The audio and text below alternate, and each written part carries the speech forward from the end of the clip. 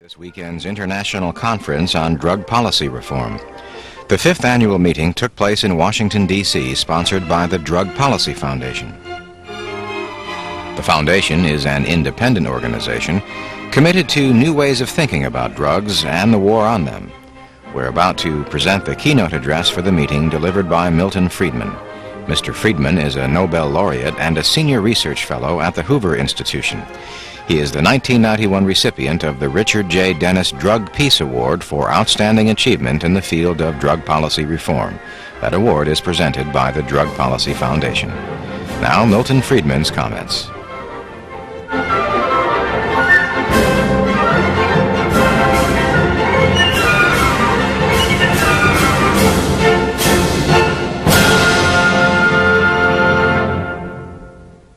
Good morning to you all. I'm Arnold Trebek, a professor at American University and the president of the Drug Policy Foundation.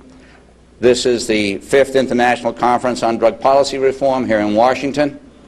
We are now preparing for our keynote speech.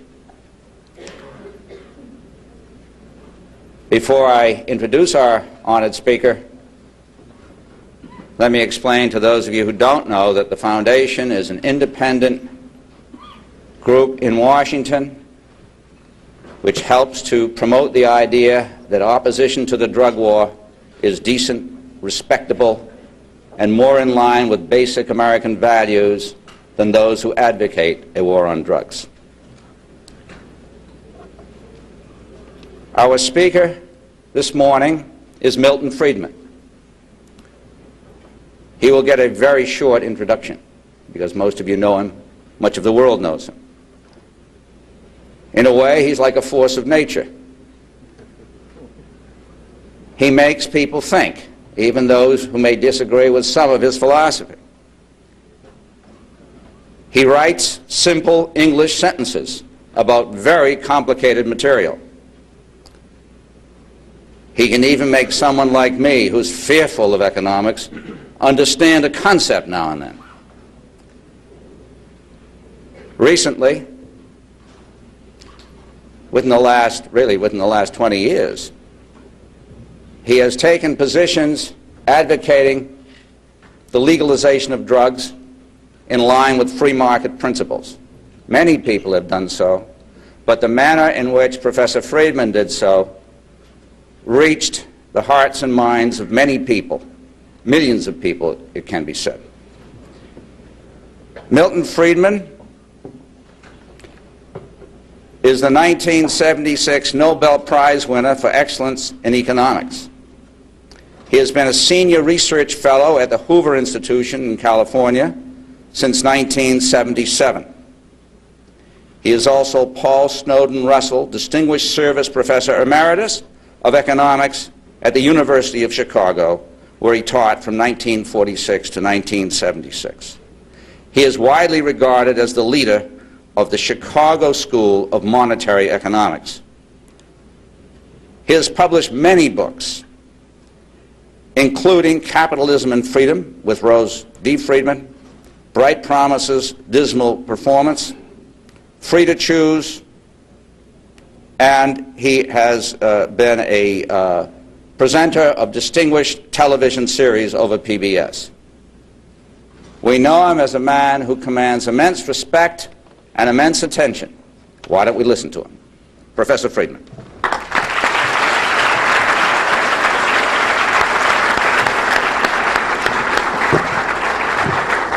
Thank you very much, Dr. Trebek, for that fine introduction. I like brief introductions. Leaves me more time to speak.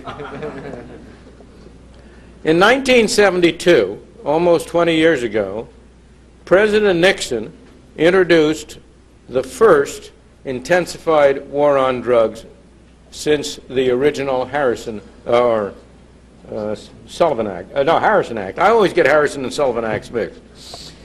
And in response to his introduction of the war on drugs, I wrote a column at the time I was writing a column in Newsweek on a regular basis, and I wrote a Newsweek column on prohibition and drugs. In preparation for this talk today, I reread that column. Hardly a word in it would have to be changed to be publishable today and to be strictly contemporary. The only changes are really in inessential elements. In 1972, the problem for the United States was primarily heroin, and the chief source of the heroin was Marseille. Today, you would talk about cocaine and Latin America. But aside from that, nothing would have to be changed. Here it is, almost 20 years later, and the only changes is that what at that time were predictions are now observable results. I predicted in that column, on the basis primarily of the experience with prohibition, that drug prohibition would be ineffective in cutting down the number of addicts, and that it would promote a crime and corruption. How is it that the only effect on policy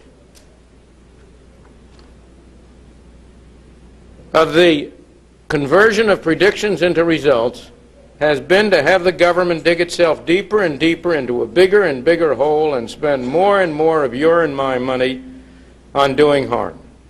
How is it? That's both the most discouraging aspect of this whole problem and also the most intriguing intellectual puzzle.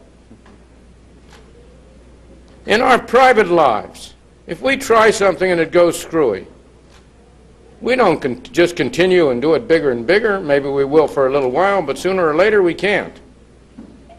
Why is it that that isn't the case when we come to a matter like drugs and governmental policy? There's little point.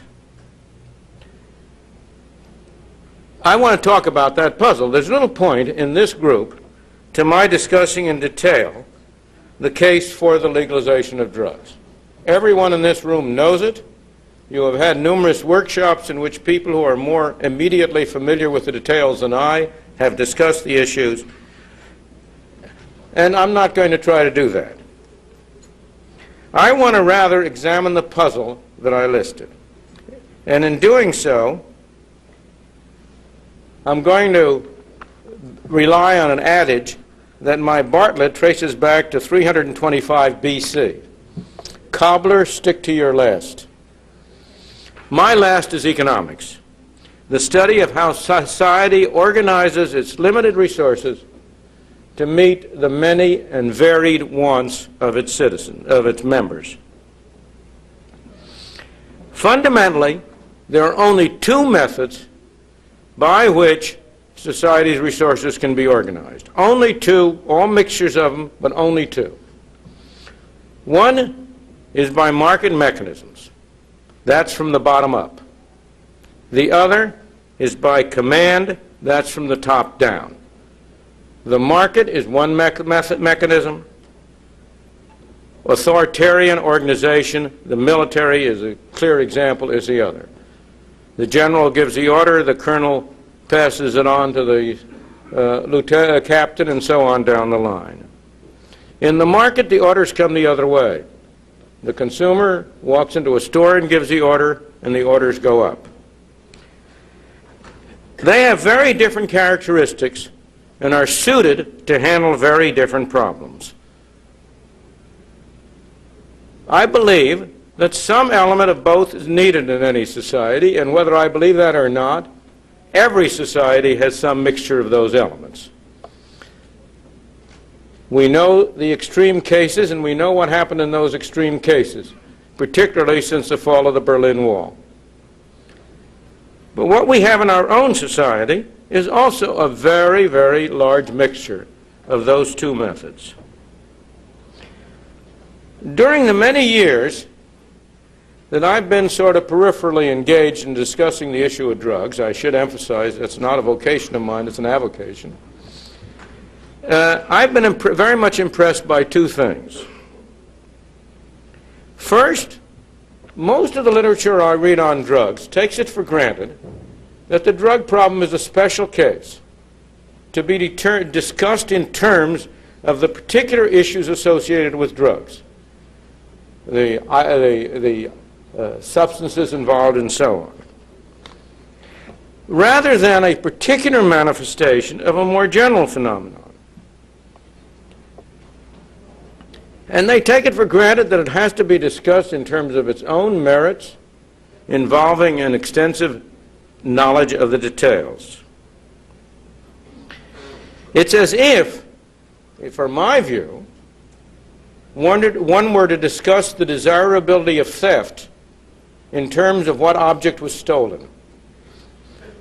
So theft of automobiles is one problem, theft of handbags is another problem. In the same way, people treat the prohibition of drugs as if it were a problem to itself. Second, one consequence of that view is that many of the people who propose doing something about the war on drugs propose alternatives which would be just as bad. They think that the problem is not that the government is involved in this, this doesn't have anything to do with that. Not that you're using the wrong mechanism, but simply they haven't done it right. That must, in my view, most of these would involve simply going from the frying pan to the fire. They not only think that the problem is that we aren't doing right, they have the illusion that if they could write the law would be enforced the way they wrote it. But that is an illusion. What happens to a law has very little relation, in general, to the intentions of the people who wrote it. The people who wrote the law on drugs did not intend to kill hundreds of thousands of people in the process. They did not intend to have a system under which you would have a multiplication of prisons and prisoners. In general, the intentions of the people who write a law end up being the opposite of what the law actually achieves. A phenomenon that one of the congressmen here in an earlier guise, when he was a simple professor, termed the invisible foot of government. Let me illustrate with a few quotations from letters that I have received. One, quote, "Instead of merely decriminalizing drugs, let's have the government make available drugs free to every user." That would obviously take the profit out of the business. The idea that somehow or other we ought to treat drugs as a free good. There are no free goods. There's no free lunch. It's not free. Somebody would have to pay for it. So we ought to tax the taxpayer to subsidize people who do drugs. But more important, the failure of anybody who says it like that not immediately to see that what would happen to those free drugs is that they would be distributed in Europe and elsewhere where there's a paying market. How do you restrict the quantity demanded of free drugs? Obviously, the only way you restrict them is by having strict rules for distributing it. So you get into a situation where you would have an authoritarian system to distribute those drugs to make sure it wasn't abused. Number two, I promise you, these are honest-to-God quotes from letters I've read. I haven't made them up. Legalize all drugs now illegal, to be available only in state stores. Now we've got a lot of experience with state stores in the alcohol area, in the liquor area.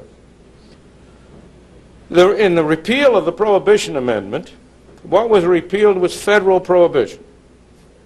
States were left free to engage in any measures they wanted to control alcohol. And indeed, the 23rd Amendment? The amendment that repealed the 18th specifies that carrying alcohol or liquor from a dry state to a wet state shall be regarded as a federal offense and shall be prevented by the federal government. I've forgotten the exact wording.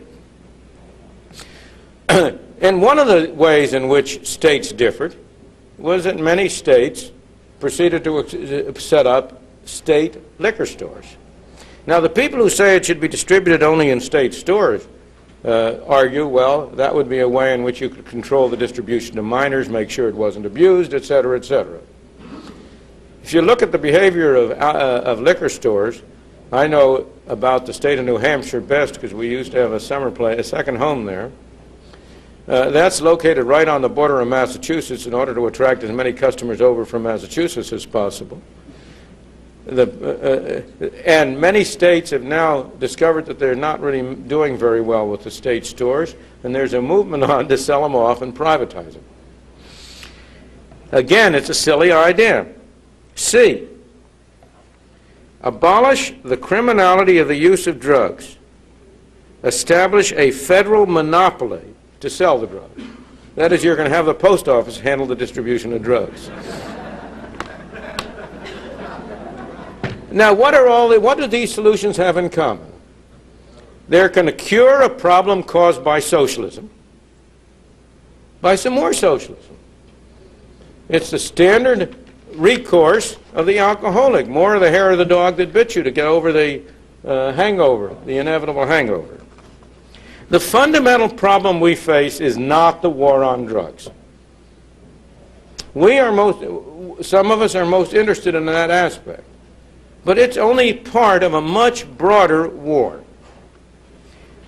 The war on drugs and the harm which it does is simply a manifestation of a much broader problem. The substitution of political mechanisms for market mechanisms in a wide variety of areas. To illustrate, I want to go beyond the war on drugs. We all recognize that the war on drugs is destroying our inner cities. But if I were to ask any one of you, what is the next most important element in destroying the inner cities? I suspect a great many of you would agree with me that the next most important element is what is happening to our educational system. The terrible schools in our inner cities. Schools which do not teach, but which are essentially places to keep kids off the streets for a certain number of hours a day. Both failures have exactly the same sources. The war on drugs is a failure because it's a socialist enterprise. Our schooling is deteriorating because it's a socialist enterprise. Except possibly for the military, education is the largest socialist enterprise in the United States. There are a few loopholes. Private schools to which parents can send their children if they can afford to pay for it, or, in the case of parochial schools, if they have certain religious views. But in the main, 90% of all kids are in government schools. And that socialist institution is exactly the same as most other socialist institutions.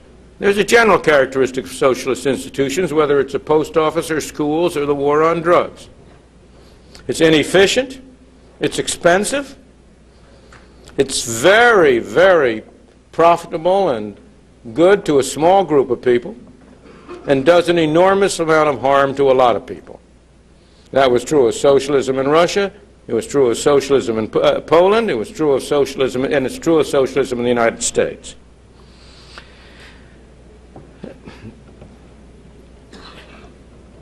Governmental programs, you all know Adam Smith's famous invisible hand, in which people who intend to promote their own interest are led by an invisible hand to promote a public interest which was no part of their intention to promote. And I have for many years argued that there's an inversion of that which is true. People who intend only to pursue the public interest are led by an invisible hand to promote private interests, which was no part of their intention to pursue. That's the case in the drug case. Whose interests are served by the drugs? the U.S. government enforces a drug cartel. The major beneficiaries from the drug prohibition are the drug lords, who can maintain a cartel which they would be unable to maintain. In the education area, the major beneficiaries from the socialized educational program are high-income people living in affluent suburbs who are able to have good public schools, and those public schools serve as a tax shelter for them. If they sent their children to private schools, the tuition they pay is not deductible on their taxes, but if they pay local taxes, that is deductible. And the great mass of people are harmed by the very low quality and declining quality of our schooling system. And the people who are harmed worst of all are the people who live in the inner cities. And these are by no means the only examples. Examine our major national concerns, of which the crime and lawlessness that drug prohibition has spawned is certainly one, and the poor educational performance another. And go on down the list. We have major problems in medical care, with total costs for medical care rising from 4% of the national income to 13% in 40 years. Why? Again, because the government has increasingly socialized medical care, and there is a very strong movement to move all the way to a complete socialization of medical care. In the course of that, the cost of a day spent in a hospital, cost per patient day, in 1989 was 26 times as high after adjustment for inflation as it was in 1946. And in my opinion, the major reason was the growth of socialism in medical care. Look at housing. Why does the Bronx in New York look like a war zone that's just been bombed? Primarily because of rent control. Again, an attempt by the government to socialize the housing industry. We have had extensive and expensive public housing programs. In the course of those public housing programs, more dwelling units have been destroyed than have been built. I challenge you to find any major problem in the United States, any major problem, which you cannot trace back to the misuse of political mechanisms as opposed to market mechanisms. Why is it? The fascinating thing is, to give you a rough estimate, I estimate that by any reasonable measure, the United States today is a little over 50% socialist. That is to say, something over 50% of the total resources in the country, of the total input, is directly or indirectly controlled by governmental institutions at all levels, federal, state, and local. Yet we in the United States have the highest standard of living of any country in the world. We're a very rich and prosperous country. It's an extraordinary tribute to the productivity of the market system that with less than 50% of the resources, it can produce the kind of standard of living and the kind of society we have.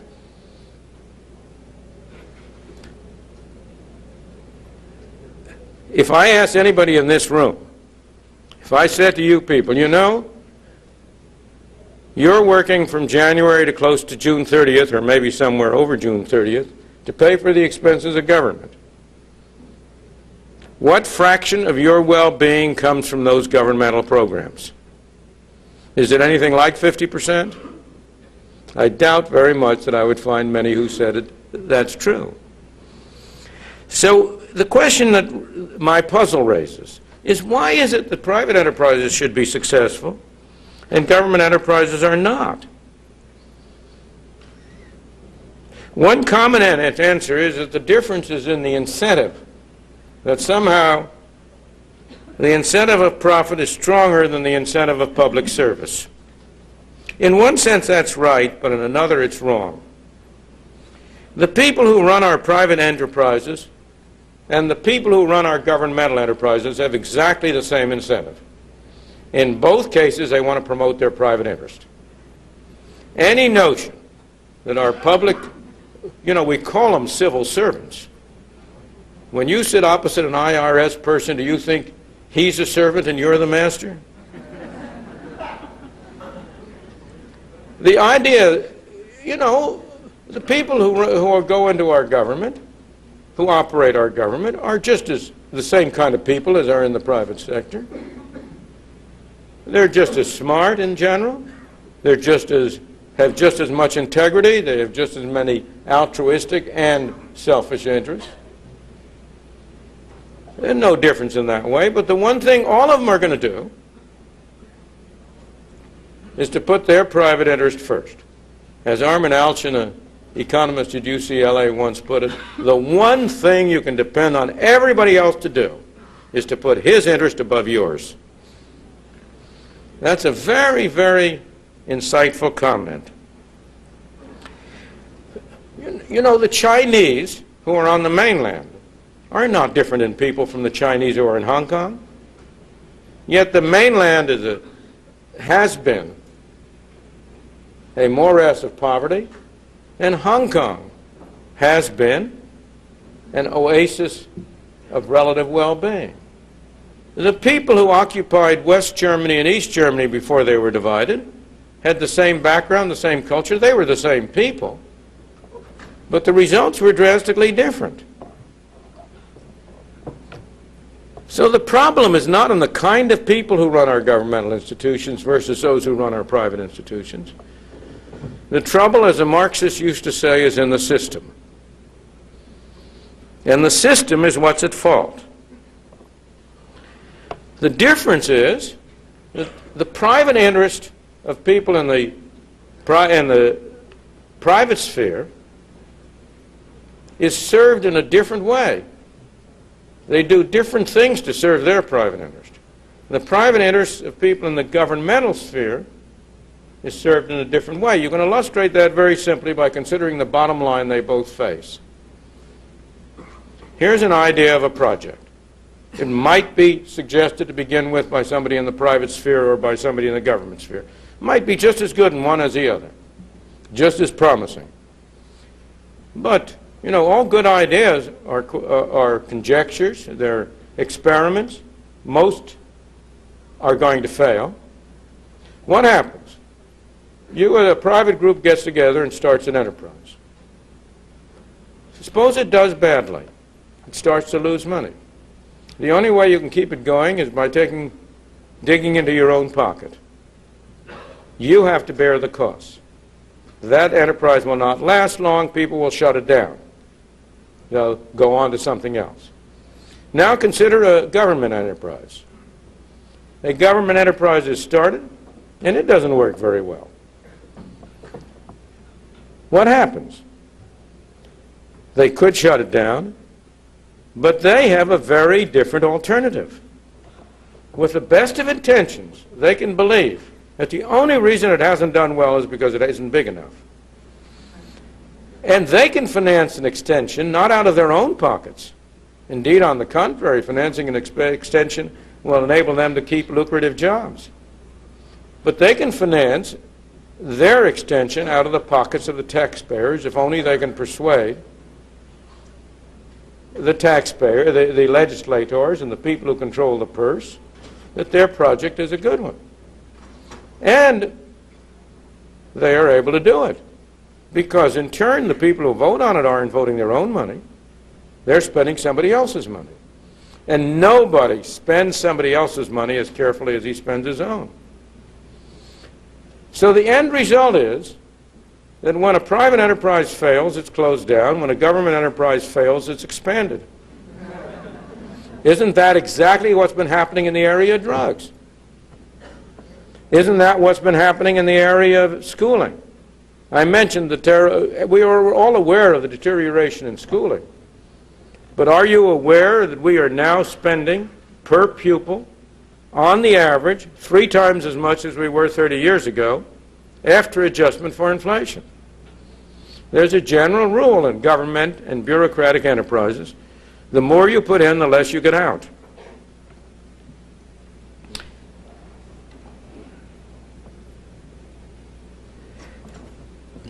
As these socialized enterprises have broadened their reach, it has become more and more difficult for the public to control them. That's a fundamental problem we face in this drug area. How do we get the vested interests of the government to change their policy? It's not an easy job, as we have all discovered. They have a great deal more resources than we have.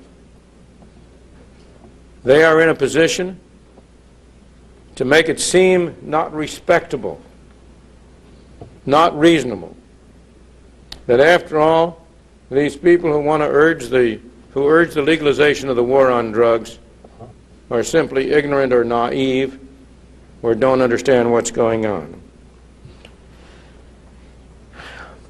But as the government has spread into wider and wider areas, it's become more and more difficult to control it, to change it, to get bad programs cut down. In all cases, a major source of getting bad programs out of the way is private competition.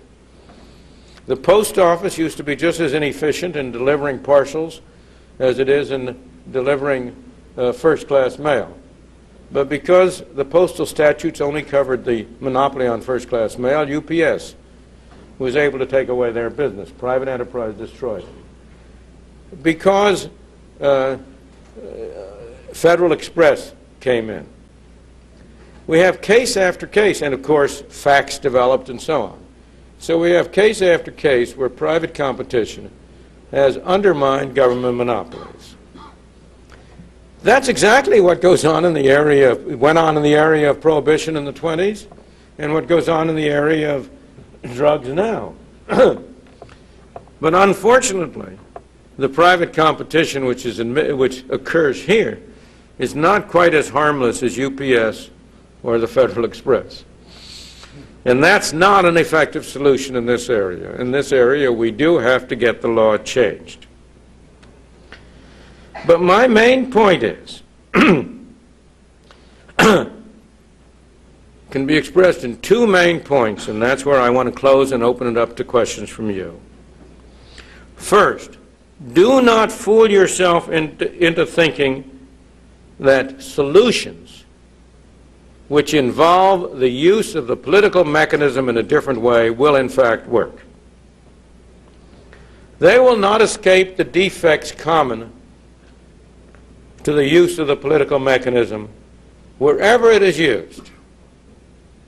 Again, let me emphasize, I am a limited government libertarian, not an anarchist libertarian, though I have a great deal of sympathy for the anarchist libertarian, including the fact that my son is one. But, and you know, I have no prejudice against them. Some of my best friends are.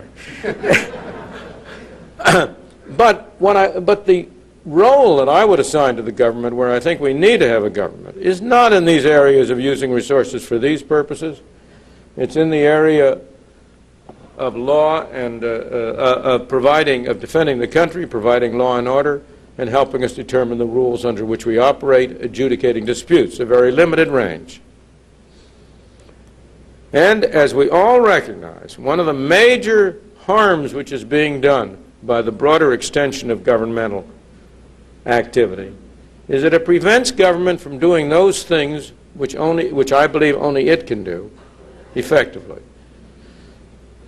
When people talk about the innocent victims of the war on drugs, they very often forget the people